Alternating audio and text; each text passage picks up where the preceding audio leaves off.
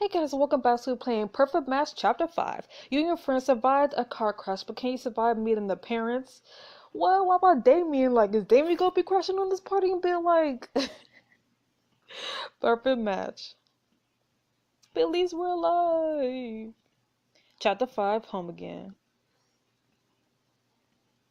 Sparks and smoke fill your vision. What? You remember the impact of the crash, the crunch is still in shattering glass. Your head swims to aches, and you realize you're trapped in the car. You brace your hands against the warm, crumpled door beside you, testing the handle. Push. You heave with all your might, but it doesn't budge. Your vision fades as exhaustion takes you. Suddenly, metal creaks and groans, and you catch a glimpse of Hayden as the door inches open. Coda, stay with me. Hayden.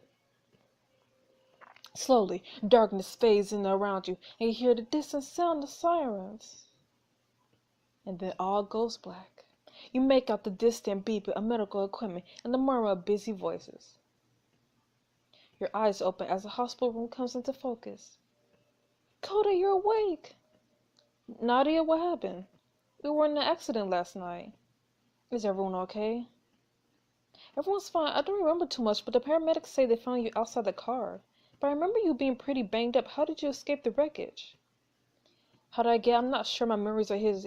I think Hayden pulled me out. I escaped burning wreckage all the time. Not true. Hayden, are you sure? I remember seeing him for a split second.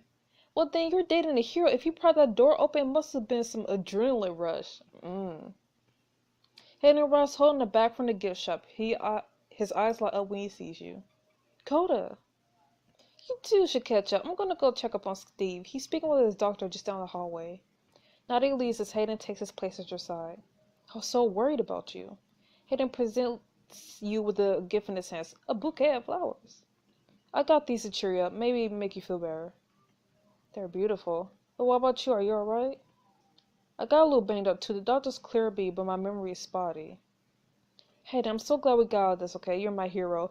There's something you're not telling me. Oh my goodness. I'm seriously questioning him, like, dude, I'm gonna say that.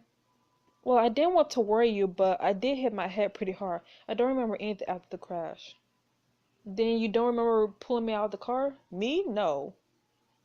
But that's true, I'm glad that I did. What? Huh?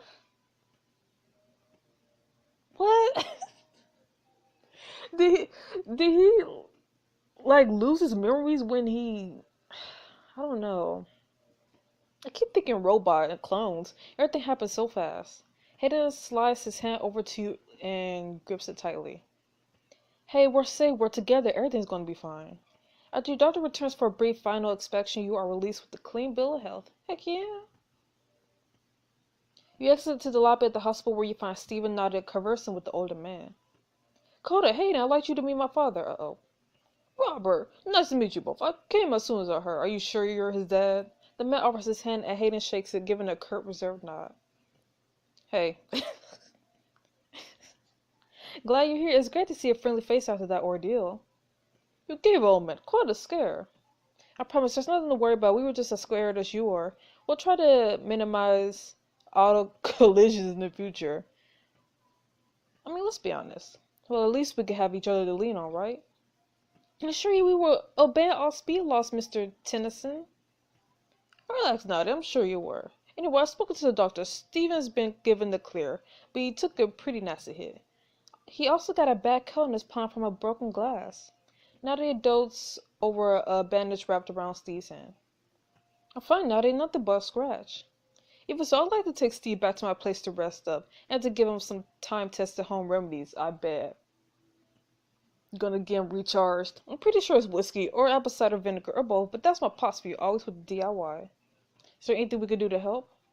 No, Nadia has volunteered to lend me a hand. The two of you should relax. Enjoy cedar rest. We can meet this afternoon as planned. You should try Gina's Pancake House. It's a quaint, romantic place. Quite the day spot, if I remember correctly. Dad, please don't be embarrassing. Robert laughs as he puts an arm around Stephen and walks towards the exit with Nadia in tow. We'll see you two later, Coda. Hayden takes your hand. What do you say? After all that happened, it would be nice to unwind for a bit, just the two of us. I mean, that really would.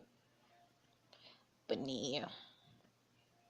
You're right. We should probably take it easy. Maybe just a stroll back through town to our bed and breakfast then. Sounds good to me. I'm still suspicious of you. After being released from the hospital, you and Hayden walk arm in arm through Cedar Rest. Do you think Nadia will be alright with Steve and Robert? Of course, she's stronger than she lets, so I admire her a lot. Hayden stops and turns to you. And if this meet the parent thing goes horribly wrong, well, the two of us will be there for her, together.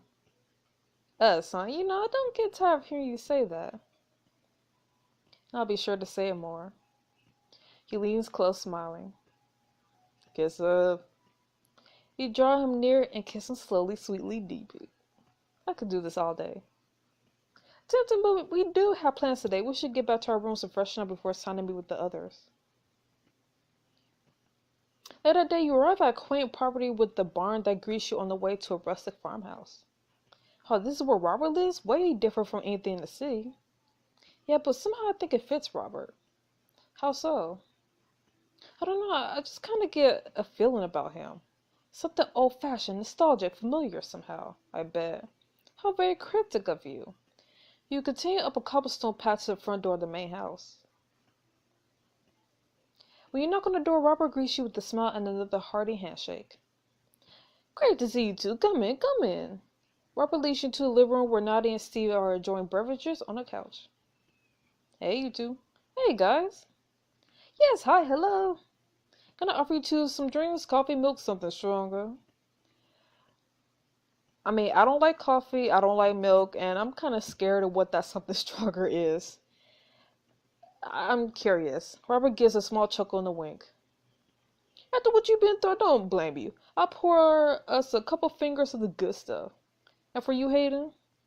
Tea would be great if you have it. What? Why didn't I get the option for tea? I want tea. I love tea. A wholesome choice. I want tea. Give me tea. I'll be right back with those drinks. Robert leaves to the kitchen for a moment and soon returns with a tray full of beverages. Thank you so much, Mr. Tennyson. We love drinks. Nadia, you're being weird. Oh, you're welcome, Nadia. As you also and Nadia stands and beckons you over. Go to a word? Nervous, huh? You step aside with Nadia, leaving the others to talk amongst themselves. What's wrong, Nadia? I'm freaking out is what's wrong. I'm so nervous and stupid. I've been trying to hold it together all day, but I can't tell Mr. Tennyson likes me. I've been compensating by smiling more and talking louder. Ugh, why am I like this? Nadia, don't worry. Everyone loves you. Snap out of it. Breathe. Have a sip. Yes, take a deep breath. I'm sure it'll calm you down. My drink, but I haven't told you what it is. Is it coffee? Whether it's cocoa or alcohol, I'm guessing you chose something to help take the edge off, so you might as well drink it. You know me so well. Nadia takes a long sip from her cup and sighs contentedly. Better? Better. Good. You return to the group with Nadia, where Robert immediately calls over to you. Nadia, Steve was telling me that your college degree is in art, correct? Catch Nadia taking it back for a moment before a confident look of resolve washes over her. A master of fine arts, actually. I'm very proud of it. You see, Steve, ambition, vision, such admirable qualities. You could have taken a page out of Nadia's book growing up, huh? Robert slaps Steve jovially on the back and Nadia shoots you a knowing, grateful glance. Speaking of growing up, Robert was just telling us stories about Steve's childhood. Okay, don't believe anything he says. The story about me eating a whole apple pie in 3rd grade was a huge exaggeration. Well, I'd love to hear more, Robert. Well, Steve was a scrappy kid, never sat still, always out climbing trees, jumping in creeks, or out riding on his horse Moonlight. Come on, Dad, stop messing with the Moonlight. Actually, Steve, you told me about Moonlight before. Ooh. Steve, you're slipping up. I did? Ooh. A puzzled, troubled look spreads across Steve's face. You feeling alright, son? Clone. How could I forget? Clone. A quiet tension hangs in the air, loaded and palpable. Steve, I'm sure you're just shaking up from the crash. How about you give us a tour of the house? How about the armadillos? Yes, I want to look around. Steve shakes off his daze as if welcoming distraction. Oh, sure. Good idea, Steve. Why don't you show them around while I check on the roast in the oven? As Robert leaves for the kitchen, Steve shows you around the cozy, rustic space of the house. Here's a fireplace where my cousins will roast marshmallows in the winter. Here's a banister I used to slide down when Dad wasn't looking. And here's a picture case that Dad converted into a trophy case after I won a few too many. This is great, but where are all the pictures? Yeah, I want to see little baby Steve. Well, I'm sure Dad has some staff somewhere, or they don't exist. Steve roots around some of the hallway drawers until he finds an old creased photo in the frame. Hey, here's one. Interesting. It's probably not you. It's probably your other self. Is that you after one of your big games? The biggest. A lot of important scouts were in the stand that day. My dad was so proud. What a great moment to capture. Your dad looks so proud. I'm surprised it's not hanging on the wall for display. I love it. You both look so happy. Steve! Uh-oh. You turn to find Robert in the doorway to the kitchen, a stern look on his face. Help me with something. Kitchen, would you? Sure, everyone, make yourself comfortable. I'll be right out. Suspicious? Steve hurries off to join his father in the kitchen. As Nadia and Hayden head back towards the living room, you overhear the beginnings of a tense conversation coming from the kitchen. Steve, what have I told you? I don't see the problem. It's just a picture. Ooh. I want to hear more. You linger by the kitchen door listening. You know how important privacy is in his family. But Dad, I trust him. It's Nadia. Even so, what have I always taught you? Our personal lives are our business. Ooh. Exactly. You have to trust me, son. This is for our own good. Ooh. So you hear them stir and hurry to join the others in the living room. Hey, everything alright? Yeah, or at least I hope so. Soon Robert returns to the living room with Stephen and a big smile on his face. Roast is done. Who's hungry? As Robert leads everyone to the dining room, you pull Steve aside. Hey, is everything alright? Your dad seemed upset. Oh, well, my dad's a pretty private guy, and he could get kind of touchy about family photos, especially ones where it's clear that a mother figure is out of the picture. No pun intended. I'm sorry, I had no idea. If I had known it was a sore subject. It's fine, it's just not a topic my dad likes to talk about, but he'll be fine by the time we get to the dessert. It cheers him up every time like clockwork. Now let's grab a seat before the biscuits are gone. Suspicious! After delicious home-cooked lunch, Robert walks you out to the porch to say your goodbyes. Thank you so much, Mr. Tennyson. Everything was delicious. Reminds me of home. My pleasure. It was great to meet you all. And Steve, mind that injury. Be sure to call me if you start to feel worse. Well, do, Pop. Start worrying so much. We'll be seeing you. It was a pleasure. Hope to do it again soon. I got my eye on you. Later, the four of you relax in the common room of the bed and breakfast, looking out over the water. All things considered, Cedar Rest is a pretty beautiful place. Not a bad place to start a home. Maybe when we're a little more settled in, after a certain someone pops a certain question. Real subtle, Nadia. You look over to find Steve over by the window, lost in troubled thought, gazing out over the lake. Steve? You walk over and place a hand on his shoulder. Hey, Steve, what's on your mind? Everything's gonna be okay. Just Steve! What's on your mind? You look a little worried. I guess I'm feeling a bit off. Maybe it's nostalgia. I don't know. Coming back home has been more emotional than I thought it would be. So he takes a deep breath and then shakes away his frown. Oh, sorry to bring down the mood. Don't mind me. You watch as Steve goes to rejoin the others, putting on a smile as he kisses Nadia on the forehead.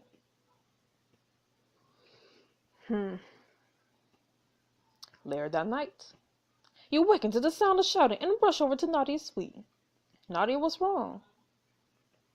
You step into the room to meet Nadia, whose cheeks stream wet with tears. Coda, it's Steve, he's gone. What? What do you mean? I woke up, he was gone. His suitcase is missing too. It's like he just packed up and left. I've been trying to reach him for hours. He's not answering any of my calls. Don't worry, we'll find him. Hayden rouses and joins you in a hurry. It's all right, Nadia. I'll find him if I have to search all of Cedar Rest. You slow Hayden as he reaches for a coat and strides for the door. Hold on a second. First we should contact Robert and call the police. Right, sorry, I just got anxious to act. You console Nadia as Hayden makes some phone calls before long.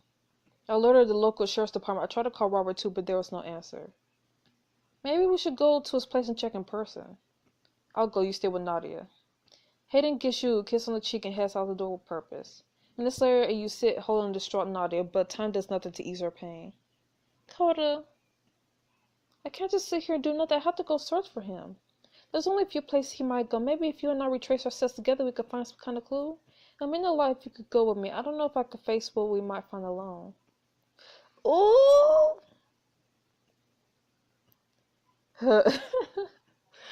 I'm sure the authorities will handle it, Nadia. Okay. I don't believe that at all, but he said when Nadia until the sun rises, comforting her as she alternates between slump on the bed and pacing nervously around the room. Restless, you open the front door of the lake house to check for Hayden's return when you feel a light crunch under your foot. What's this? You find a crumpled, wind-tossed letter on your shoe, just barely pinned by the welcome mat. As you pick it up and read it, Nadia rushes over, curious. Cody, did you find something? Your heart sinks like a lead weight as you read the words. What does it say? Yes, it's from Steve. Nadia, it's a goodbye letter. What? What? What? So many questions, not enough answers. Okay, so either Robert probably kidnapped Steve, and Arrows probably told Robert to kidnap Steve. I don't know.